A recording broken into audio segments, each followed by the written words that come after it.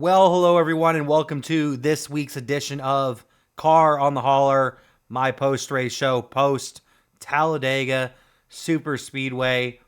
The weekend was full of first-time winners all weekend long.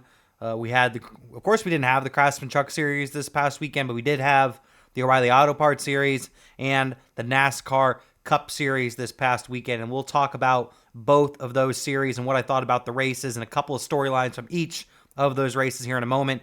Well, before we actually go through the O'Reilly Series and the NASCAR Cup Series and just our weekend in Talladega, of course, I have to go through the weekend winners, the top 10 results, and of course, your points update. And of course, starting with our weekend winners, we had first-time winners all weekend. Obviously, we had Andy J and Arca. But in the O'Reilly Auto Parts Series, we had Corey Day get his first career win.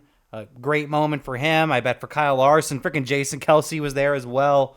And then, of course, in the NASCAR Cup Series, one of the greatest celebrations we've seen in a long time, Carson Hocevar gets his first career win at Dega. All right, let's get into the top 10 results from the weekend. Of course, no Truck Series race, but in the O'Reilly Auto Parts Series, like I just said, Corey Day was your winner. Brent Cruz, just short of getting that first career win in second. That first win is coming right around the corner.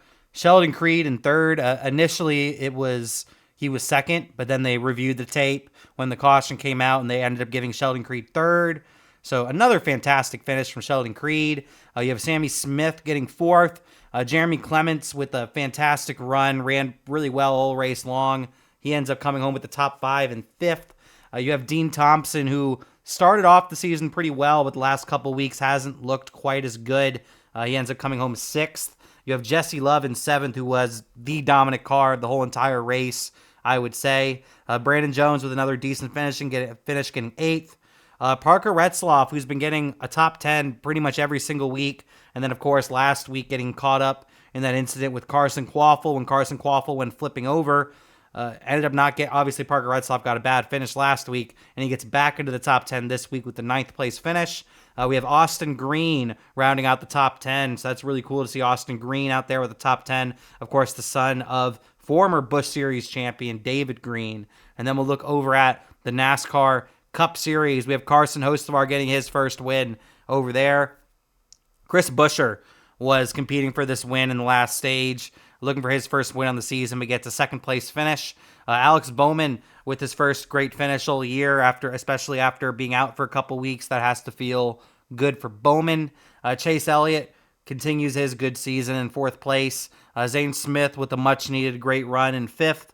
You have Ricky Stenhouse Jr., who always seems to perform on the super speedways, getting a sixth place finish. You have Ross Chastain, who was able to actually recover from being involved in that big wreck in the second stage, ends up getting a seventh place finish. You have Austin Cindric in eighth. Noah Gragson, great to see Noah Gragson up here in the top 10 with a ninth place finish. And then Rowdy, Kyle Busch, rounds out your top 10. But now that we're done with the top 10 results, let's get into our points update, going through the top 3 in points, and then looking at our bubble battles. In the O'Reilly Auto Parts Series, Allgaier still has the points lead.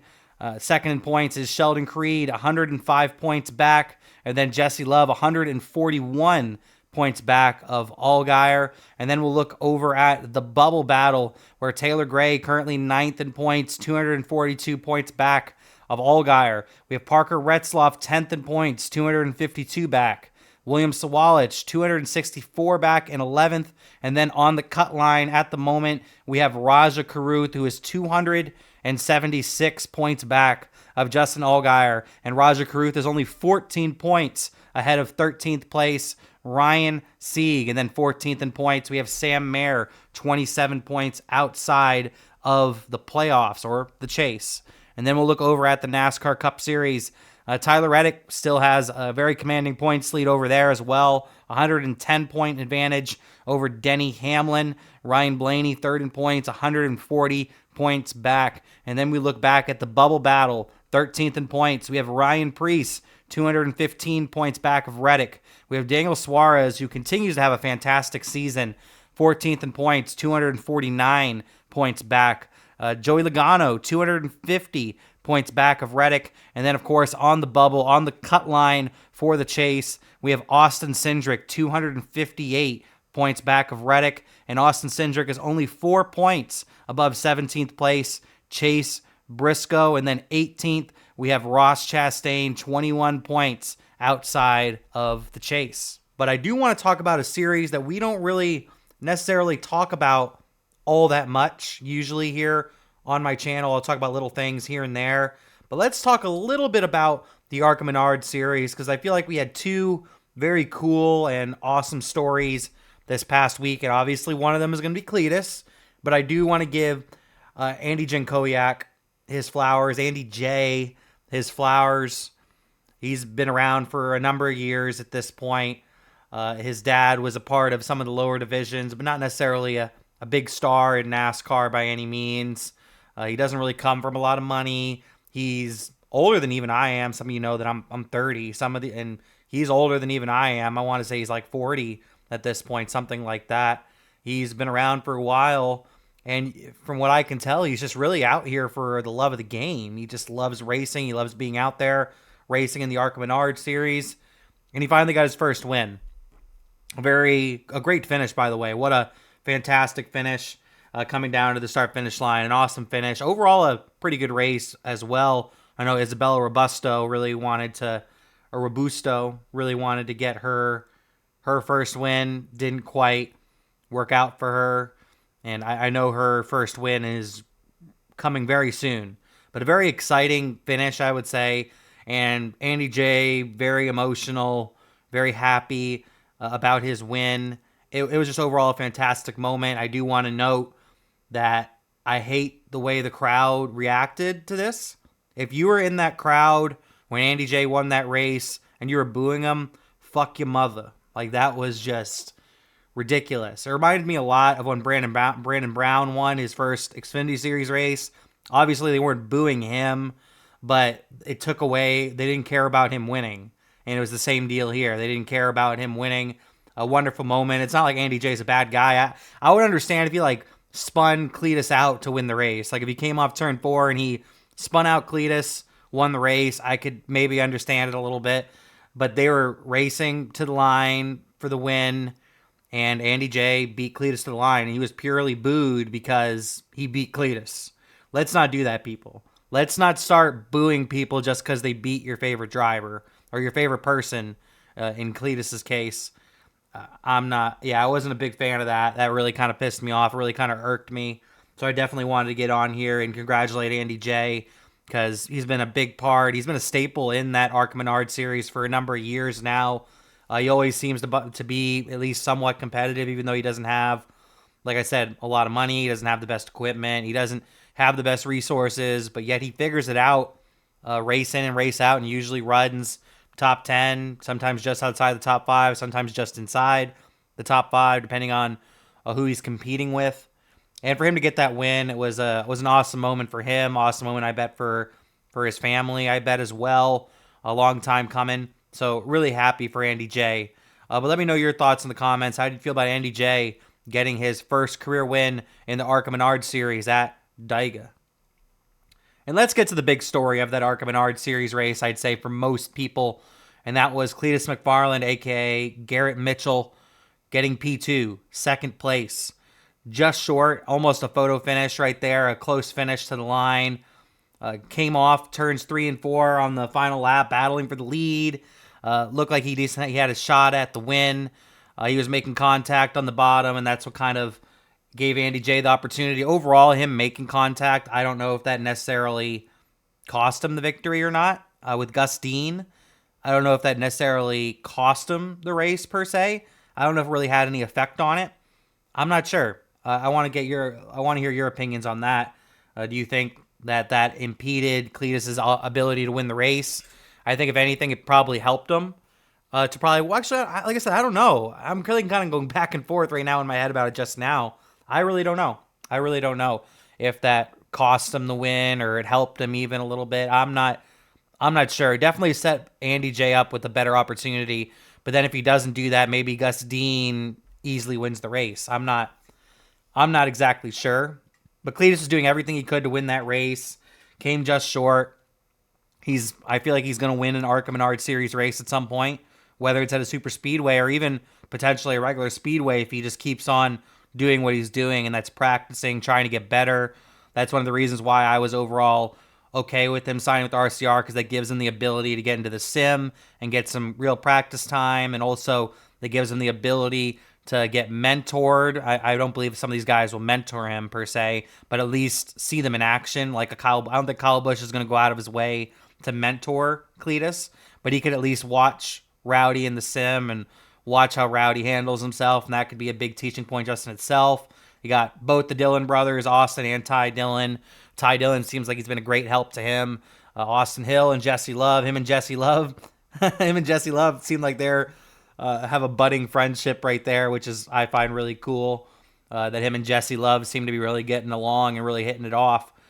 And just everything about Cleetus. We talk about Cleetus a lot here because Cleetus is just a breath of fresh air. I think Cleetus McFarland's just overall a great guy, and he has a great personality. He brings a lot of eyes to the sport. He has a passion for NASCAR to a certain degree. He might not be passionate about going out there and winning a NASCAR championship or something like that, but he's very passionate about racing. He's very passionate about the sport. He's passionate about the people in the sport. He's made some great friends in the sport, not just this year, but over the last couple of years since he's started this journey. And overall, just really happy for him on that second place finish. He jumped on top of the car and celebrated. I know the fans are really happy about it. Everybody was real hyped about it. And it was just a great moment. It's just a really great moment. I know we're going to see him at Nashville in the O'Reilly Series here in a couple of weeks. I'm hoping that is a little bit better than what had happened at Rockingham. Doesn't necessarily need to get a top 20 finish, but maybe only finish 1 or 2 laps down. That maybe be cool, something like that. We'll have to see what he does at Nashville in a couple of weeks. But I just really wanted to give Cleetus his flowers because he deserved them, just like NDJ deserved them. And I think if Cleetus keeps on working at this, I think he's going to win races. I don't think he's going to be competing for any championships at like the top 3 series level. If he ran a full ARCA Menard Series season next year, I could maybe see him, depending on who his competition is, obviously. But I could maybe see him competing for a championship over there next season if he decides to run full time. He's passionate about it. He seems like he's being for real about it, and I respect it. I respect it. But let me know your thoughts in the comments. How did you feel about Cleetus McFarland coming just short of getting his first career win in the ARCA Menards Series? All right, now that I'm done with my brief ARCA talk, because I did want to talk about ARCA at least a little bit, because there was those 2 storylines, I would say. That's something I'm usually going to talk about, but Cleetus is the big talking point with NASCAR over these last couple months, so I thought I'd at least bring it up there. But let's get to the O'Reilly Auto Parts Series. In my opinion, this race was a complete and utter barn burner. What a race. What a freaking race from start to finish. This is what NASCAR fans have loved with Super Speedway racing for such a long time. And I feel like the O'Reilly Series and the Truck Series usually put on a pretty good show. Obviously, the last couple of years with the O'Reilly Series, they've been tempered a little bit just because of the RCR pure domination. Also would like to know where the hell was Austin Hill. He looked like Austin Phil out there. Wasn't all that competitive. Looked like Bobby Hill out there. Just didn't look all that competitive out there, unfortunately. For him, at least. I think it was fortunate for a lot of us because we had a change. And the change was still RCR domination. Jesse Love was very dominant throughout most of this race. I think if people weren't working with him, he wasn't able to just hold the whole field by himself. There came a certain point where enough people worked against him and he fell back in the field. And I feel like that's just good for the field's health, for the fans' health when it comes to the super speedways, having a non-RCR guy win because they've been just so dominant. But I do want to give Jesse Love some credit on a couple things. He made some crazy moves throughout this race. And honestly, if you're watching the first race with me, if you're watching the first stage, I should say, with me, I probably would have said Jesse Love is a freaking idiot. And he was. He was being an idiot, in my opinion, at the beginning of this race because he was making crazy, unnecessary blocks pretty much from the start of this race. Eventually, once you got to the third stage, I'm like, all right, I can understand you making these blocks now. But he was making those same crazy blocks in the last stage that he was making in the first stage. So I didn't think that was overall very smart, but luckily it did work out for him. It could have gone really bad. He could have wrecked the whole field multiple times, and he didn't. So, and a couple people gave him, not a couple people, a lot of drivers cut him a lot of breaks during those early stages because they didn't want to wreck the field. Jesse Love, I really want to give credit for him on that back straightaway move that he made on Carson Quaffle and Justin Allgaier, which is I'm gonna have a bigger talking point at the end of this when it comes to Allgaier and Quaffle and what they did on impeding him on the racetrack. These two drivers try to block him coming out of pit lane on the back straightaway, and he swerves in and out. Honestly, I don't know how he didn't run into the back of one of them or wreck himself or do anything. It was very impressive. I assume a lot of you saw it when he weaved in and out of Quaffle and Allgaier and just kept it moving. That was extremely impressive. That was one of the most impressive moves I think I've ever seen on a super speedway. I think I've seen more impressive moves, but on a super speedway, it's really hard at those speeds to make those sort of crazy moves that he made without wrecking anybody or hitting anybody. It was very impressive, and he made it through that okay. And this is kind of the bigger discussion point when it comes to that move that I really want to talk about real quick, and that is Allgaier and Quaffle. We need to stop doing this. We really need to stop doing this. We're going to end up causing a huge accident. I've seen Logano. Logano does it a lot. I think Logano is probably the most guilty person of it. I've seen Blaney do it. I've seen a bunch of guys do it at this point. I think Logano and Blaney were kind of the ones that really started doing this a bunch, where they would come off a pit lane and they're way slower. They're anywhere between 20, 30, 40 miles an hour slower than the entire field, and they decide to go out of their way and block the leader of a whole pack to slow everybody down. That way they're able to get into line where they want to, or potentially even lead the line. And I understand why they're doing it. I do. I completely understand why it's being done, but I also understand that it's completely idiotic. It's idiotic and honestly dangerous, them going this much slower than their competition and risking getting rear-ended by somebody, because eventually it's going to come to the point where someone's just going to get really pissed off and just not slow down for the person that's trying to block them and just wreck the shit out of them. It's going to happen. It's going to happen, whether it's intentional or not intentional. We're going to see some bad wreck doing this. I think we might need to see even harsher penalties when it comes to this, because we still see people at least trying to do it. And I saw some people making the argument about, well, what about Kevin LePage? What about what happened with Kevin LePage? What happened with Kevin LePage? If some of you don't remember, I think it was a Busch Series race. I might have been mistaken, but I think it was a Busch Series race at Talladega. He comes up above the line, coming out of pit road, coming into turns 1 and 2, and wrecked the field. But in that case, Kevin LePage wasn't going out of his way to block the leaders of the race. He pulled up because it was idiotic. He pulled up onto the racetrack pure idiocracy. That's the reason why he pulled up onto the racetrack. It wasn't to try to slow down his competition. It wasn't try to block. It wasn't try to slow down anybody's momentum or do anything like that. Kevin LePage pulled up onto the racetrack that day and wrecked the field purely because of idiocracy. What Allgaier and Quaffle were doing, they were also being idiots. Let me make that straight. They were also being idiots. It's not just them, though. It's also the race team telling them to do it. It's not just the drivers. It's the team as a whole. They were being idiots. But there was a strategy there. There was intent there. Kevin LePage, there was no intent. It was just being a freaking idiot. And we need to not do this. We need to stop doing this. We need to nip this in the butt. I know we've added on penalties for drivers that are impeding, but honestly, in my opinion, they need to get more harsher. They need to get a lot more harsher, in my opinion, because we're just going to continue to see this. People are going to try to find where the line is on this. I don't want them searching for the line, because then we're going to get a nasty crash.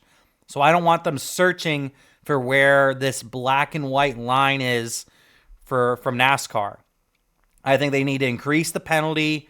I think they need to hold them for a lap or 2 laps or something. This penalty needs to be increased, because right now, it's just like a drive-through penalty, and it's not like that's not a bad penalty. It is a bad penalty. I'm not going to say that's not a penalty. It is a penalty. But obviously, these drivers and these teams are still willing to try it, so it's obviously not a big enough penalty to deter them from doing this. So they need to figure out a better way of doing it, because the way they're doing it right now, I don't think is the best move. But let me know your thoughts in the comments. First of all, how did you overall feel about the O'Reilly Series race? I thought it was a barn burner. But then also, how did you feel about Allgaier and Quaffle coming up on the back straightaway and throwing blocks on Jesse Love in the field? Let me know. Okay, let's get down to our winner, Corey Day. We've talked a lot about Corey Day here on Car on the Hauler over the last couple of months. I'm impressed by this kid. This kid really impresses the crap out of me. I think he just has so much raw talent. And here at Talladega, who knows if they end up going green the rest of the way, if they're able to go green the rest of the way, if Corey Day is able to hold off the rest of the field. I'm not 100% sure that he's able to or not. I guess that's a different sort of discussion in that case, but I feel like the caution should have got thrown out. It was a pretty nasty crash, so I think it was Harrison Burton that went head first into the wall in 3 and 4. It was a really hard crash, so I understood why they threw the caution out immediately. In those sort of scenarios where there's potential danger, I do understand the caution being thrown out for that. Even though I do want them to race to the line. I'm not going to sit here and say I don't want them to race to the line, because I do, but I understand. I understand why the caution was thrown out. But Corey Day does get his first win. I wasn't expecting his first win to come on a super speedway, to be honest. I also didn't expect him to celebrate the win with Jason frickin' Kelsey. That was pretty hilarious. That was pretty cool. A lot of people are tired of the Kelsey brothers and tired of Jason Kelsey. I'm not tired of them. I mean, to be fair, I don't really watch a lot. I don't really watch New Heights. I don't really listen to their podcasts or anything very, very often, or honestly really pay attention to too much what they're doing. I just see them having a good time. Like I saw Jason Kelsey at the Masters a couple weeks ago. That was really cool. I don't mind them. I don't mind them dipping their toes into other things. And to have Jason Kelsey there passing the gas can or whatever over the wall, he was actually working as a crew. He was a crew member. He was an actual crew member during the day.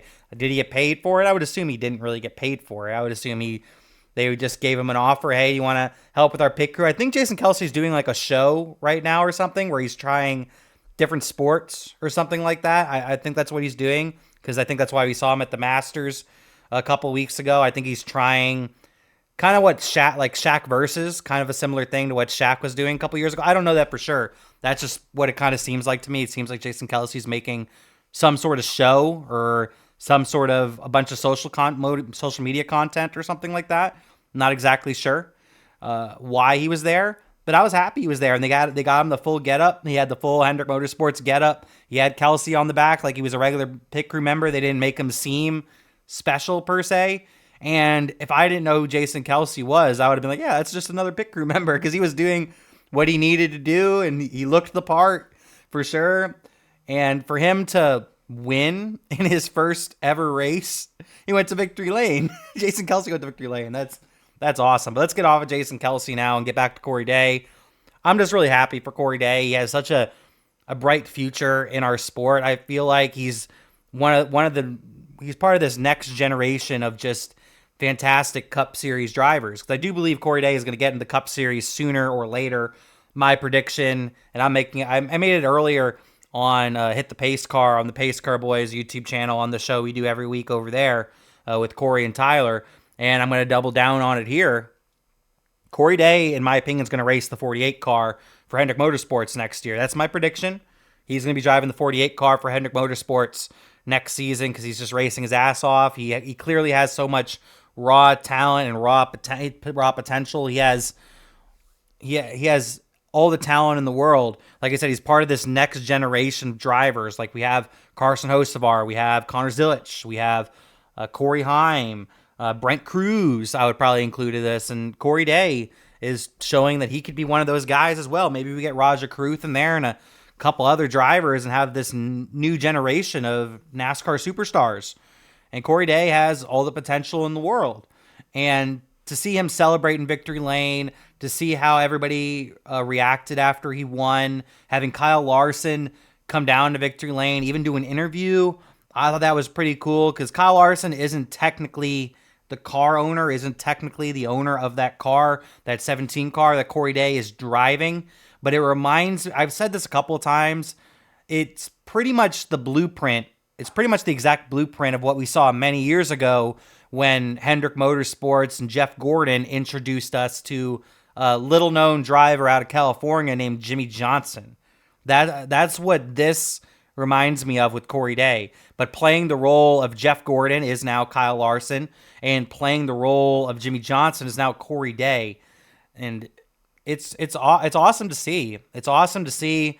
They're setting up Corey Day to have a fantastic future in NASCAR, whether that's with Hendrick or not. I would assume it ends up being with Hendrick. Like I said, I think it's going to be in the 48 car next year. But I think no matter what, he's going to find his path to the NASCAR Cup Series. Maybe not next season, maybe not even the season after that.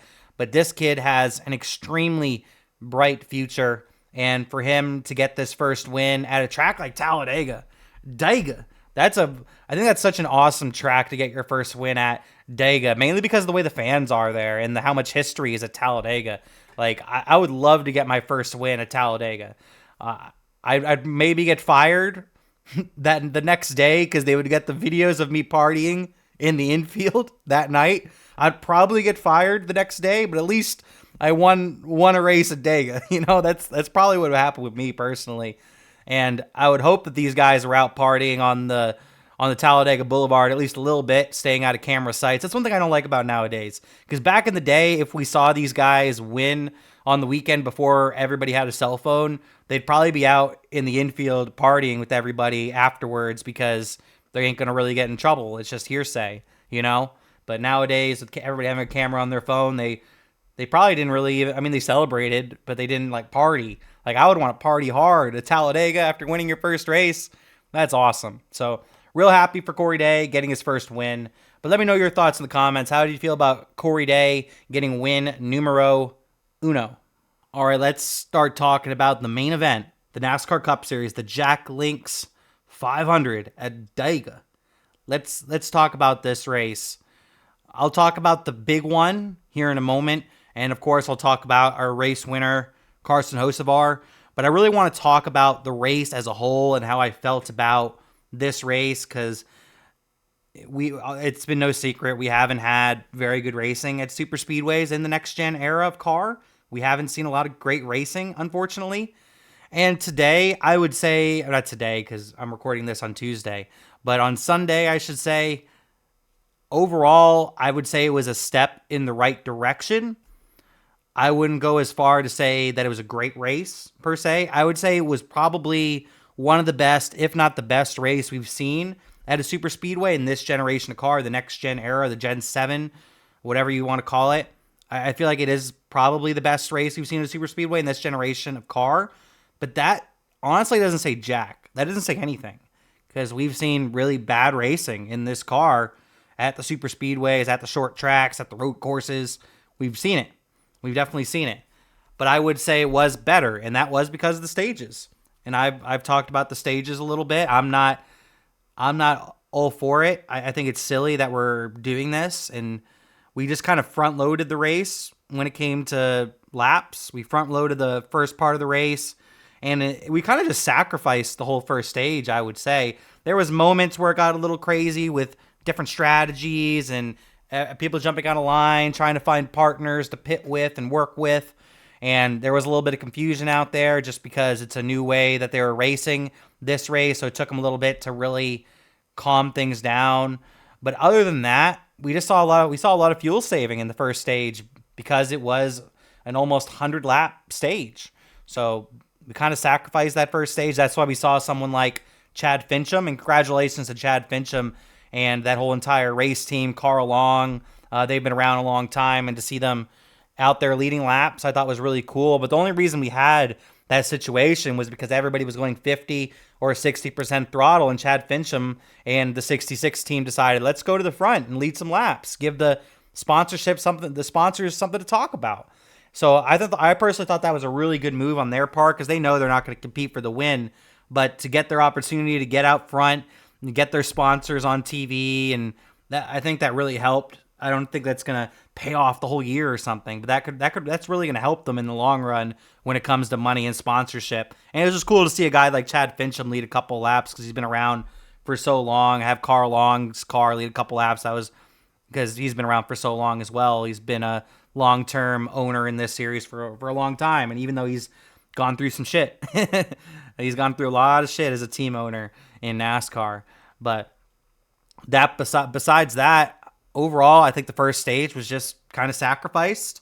Then we had stage 2 and the final stage, and I do agree it was a little bit better, but there came a certain point in really both of these stages where the whole field would get log jammed. The whole entire field would get log jammed because it's just impossible to jump out and start a third line. And so we saw that whole stage, and that's because of that big wreck. Maybe if we didn't have the big wreck, maybe we get that third lane eventually started up, but even then, I'm not sure if that's going to happen.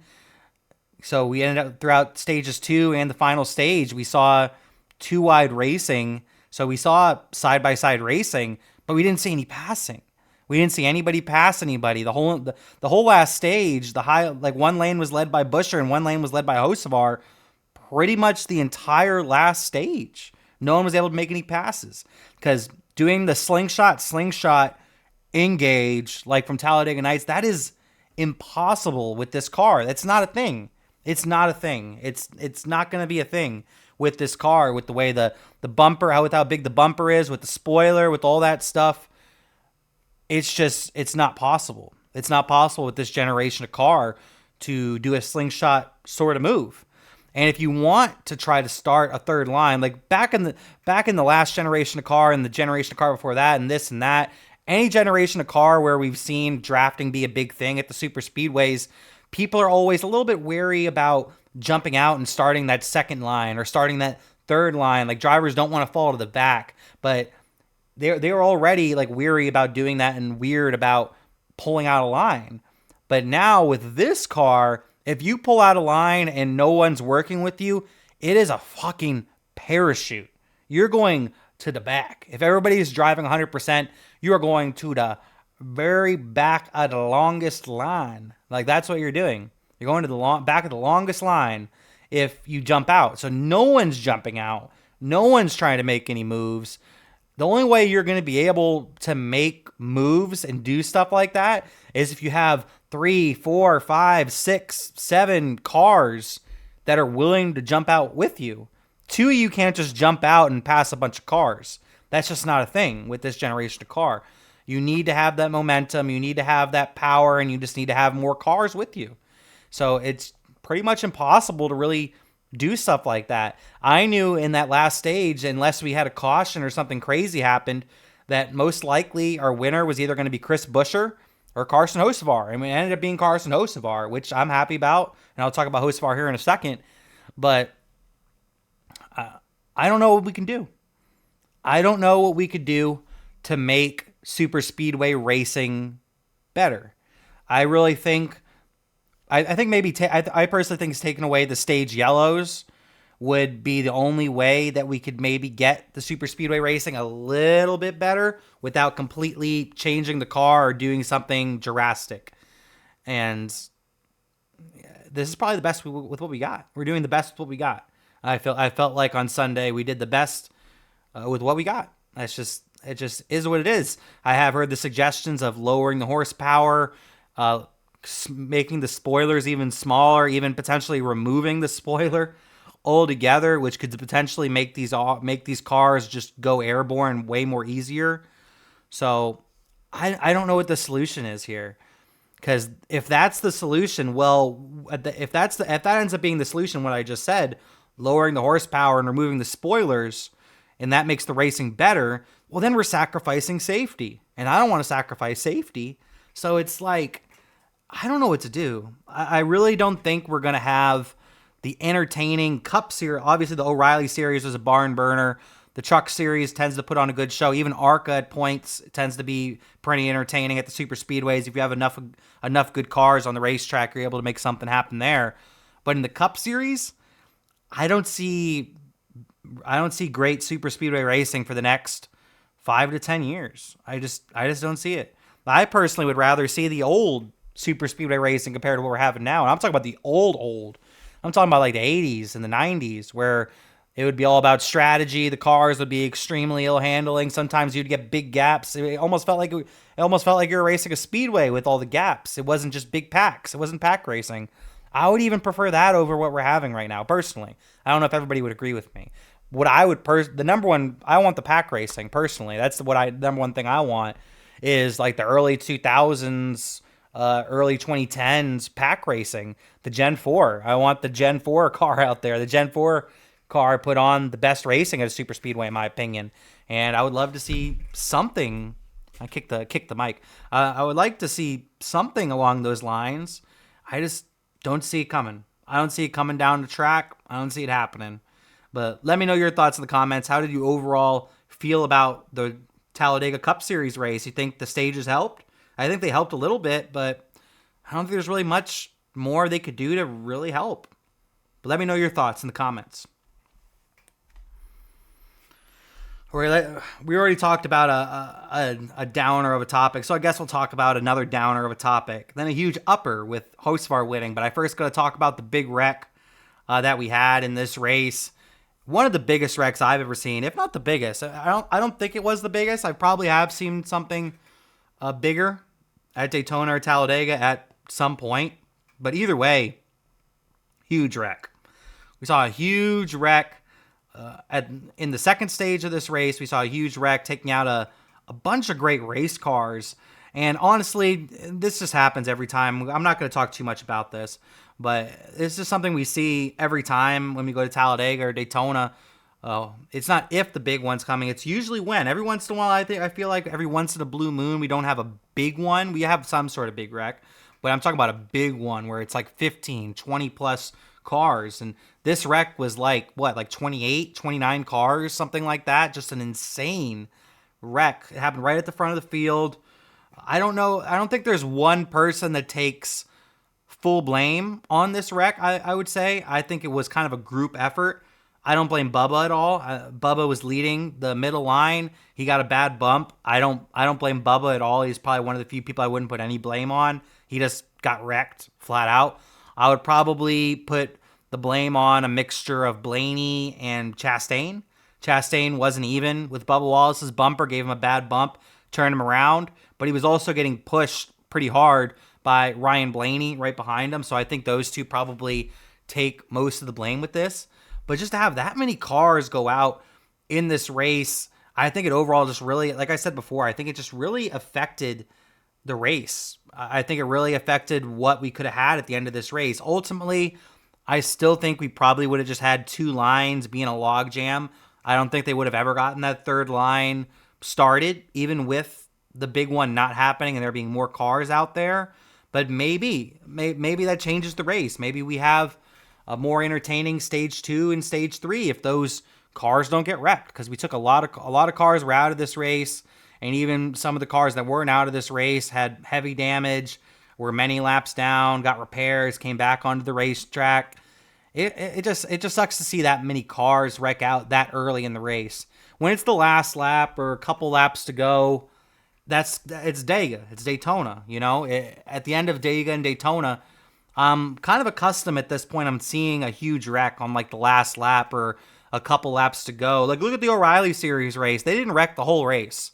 They kept it clean all race long up until the very end of the race. They finally had a wreck on the last lap. That was the only wreck of the whole race. It was on the last lap, and it was a big wreck. And it's just how it is at these super speedways. Once you get down to the end of it, everybody's trying to make their last ditch moves to get spots and get points and potentially get a win.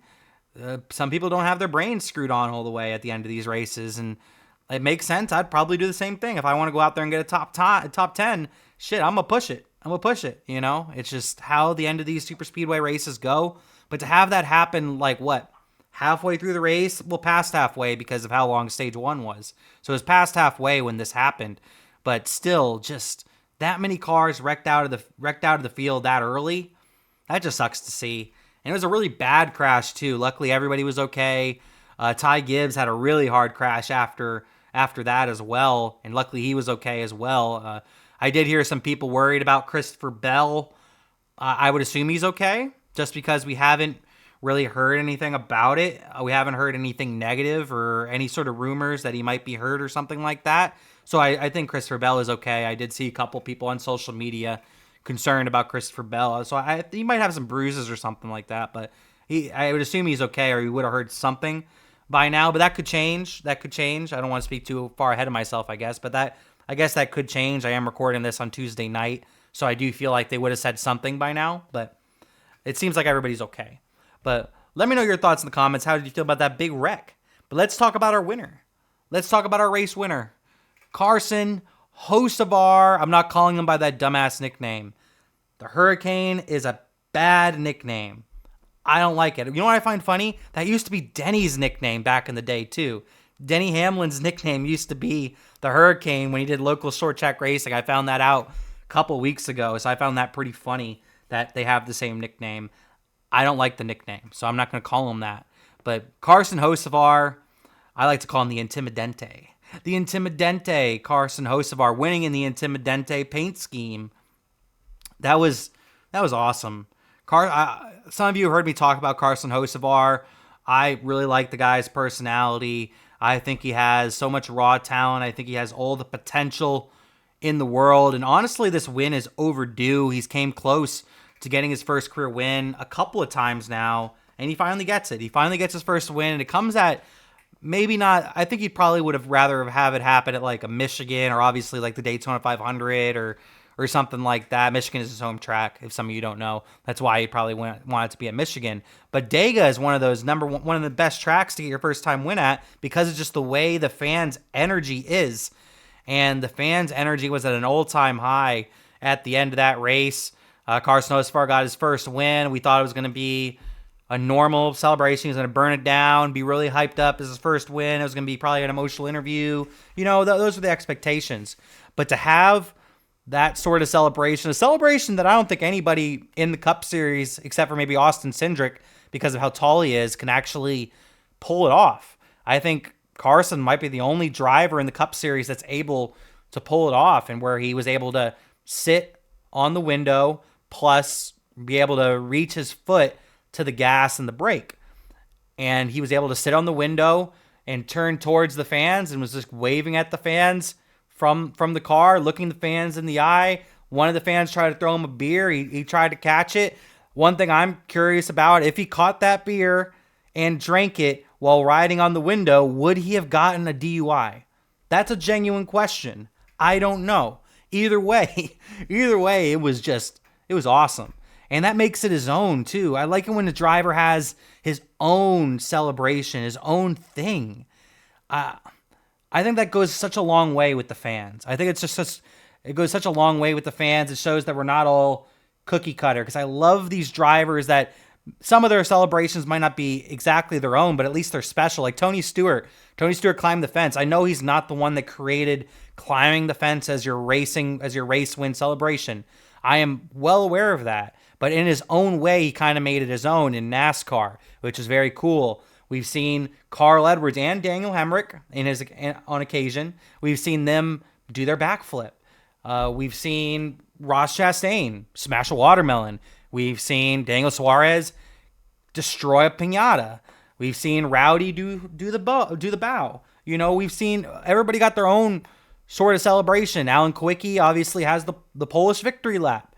And I feel like this was similar to the Polish victory lap, because it was his way of greeting the fans and thanking the fans. It was his own way of doing that. And it's cool also because Carson Hocevar, I consider to be one of us. He's a fan. He is a NASCAR super fan like one of us. Anytime I've seen him walking around in the infield or something, he's usually wearing another mainly Dale Jr., but he's usually wearing another driver's t-shirt, just walking around, looking at the merch haulers, you know, just he's hanging out. He's hanging out like you and me. He was literally in the stands for the O'Reilly Series race. So I'm not talking about front row, and I'm not talking about how he walked up in there and just said hi to a couple people and left. He was in almost the nosebleeds. He was all the way up in the nosebleeds almost. He was like 3/4 up the grandstands, just hanging out, talking to fans, watching the race, just having a good time. Heck, this motherfucker drives a pickup truck with a Dale Earnhardt paint scheme on it, for Pete's sake. He's a fan. And I think, my buddy Tyler on Hit the Pace Card said something very smart, and I 100% agree, that he said he's been planning this. He said he's been planning the celebration in the off season, and I think his whole mindset is, well, I'm a fan. Let me have the fans' perspective. What would me as a NASCAR fan in the grandstands want to see from a driver that won his first race? They want to interact. They want to interact with the driver. They want to have a moment with the driver or whatever in their great moment. And Hocevar did that for a lot of fans. One thing I don't know how far he walked down, but one thing I also thought was pretty cool, once he got out of the car and celebrated and burned it down, he climbed on top of the wall and was just walking along the wall. He was just walking on top of the wall, waving at fans and saying, "What's up?" I don't know how long he walked down. I'm not sure. I assume he didn't walk all the way down through the tri-oval. He probably only walked another maybe 50 to 100 feet once they cut away from him on TV. But nonetheless, I thought that was really cool. Just a really great moment for our sport. And I think it's something we're going to remember for such a long time, because I think Carson Hocevar is going to be part of NASCAR for the next 15, 20 years. He's going to be a part of the sport for a very long time. And I think we're all going to remember this first win. I hope we see this celebration next time and every time he wins. I do think that it is a little bit dangerous. I'm not going to sit here and act like, oh, it's not dangerous. I am very surprised they didn't ban it. I did think Steve O'Donnell and NASCAR were going to ban this celebration because it is dangerous. What if he falls? What if he falls? So I would have understood completely if they did decide to ban it. I am happy that they didn't ban it. I think one of the reasons probably why they didn't ban it, I think there's two reasons on why they didn't decide to ban this celebration. One, the fans love it. The fans love it. The fans loved the moment. It was a beautiful moment. It was awesome. Fantastic celebration. And I think the other reason why Steve O'Donnell and NASCAR don't want to ban this celebration is because, like I said earlier, I don't think any other drivers could even try to do this. Connor Zilic, I better not catch your ass trying to do this. Don't do it. Connor Zilic, if you're listening, do not copy Carson Hocevar's celebration. I know you're trying to find your own special celebration. Don't do this one. Please. Connor Zilic will fall out of the car and run himself over if he does this. I guarantee it. So don't do it, Connor. I love you, man. Please don't do it. I'd be very upset. But I really think there's only two drivers in the Cup Series that could pull this off, and that's Hocevar, and then the other one's possibly Cindric. I don't even know if Cindric could pull it off because I don't think there's anybody else that's really tall in the NASCAR Cup Series right now. When Michael Waltrip and Boris Said were around, maybe they could pull it off. They're both two very tall guys. But other than Cindric and Hocevar, I don't think anybody else could even attempt this, let alone actually do it and do the celebration. So I think that's a good call on Steve O'Donnell and NASCAR's part. But let me know your thoughts in the comments. How do you feel about Carson Hocevar getting his first career win? How do you feel about his celebration? Let me know in the comments. All right, and that'll actually do it for this week's edition of Car on the Hauler post Talladega. And of course, this weekend is Texas Motor Speedway. So follow, like, comment, subscribe, share, do whatever you need to do, and come back for next week's edition of Car on the Hauler. But for now, I'm Trackside Larry saying peace.